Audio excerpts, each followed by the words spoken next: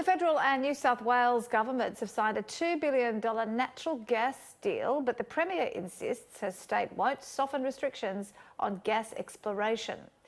New South Wales will need to free up more gas for domestic use in return for support to build interconnectors and non-coal power generation programs. The Premier today all but confirms Santos Narrabri gas project will be given the go-ahead. Gladys Berejiklian insists the deal won't lead to more onshore gas exploration. Well, obviously the government's in the final stages of considering a Narrabri gas proposal, and that will meet these targets. Yeah. Premier, can you commit to getting rid of gas exploration bans in order to find this 70 billion? Well, we don't need to change our policy position at all. So we already have a number of projects in the pipeline which we're hoping will satisfy these arrangements. Scott Morrison says he hopes the deal will lead to similar agreements with the states.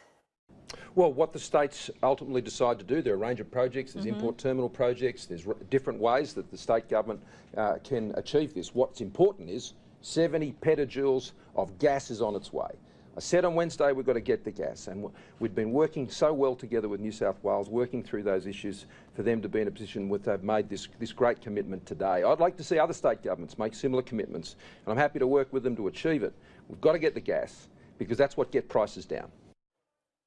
Labor leader Anthony Albanese says the government has a history of prioritising New South Wales over other states. This isn't a national energy plan. It's not a national plan to deal with climate change. All of the detail, of course, is still rather vague on some of this plan. It's unclear whether some of the funding, for example, will be the funding that was all a part of Tony Abbott's direct action plan. That remains to be seen, and we'll try and flush out that level of detail. But this is wholly inadequate to deal with the challenge that we face.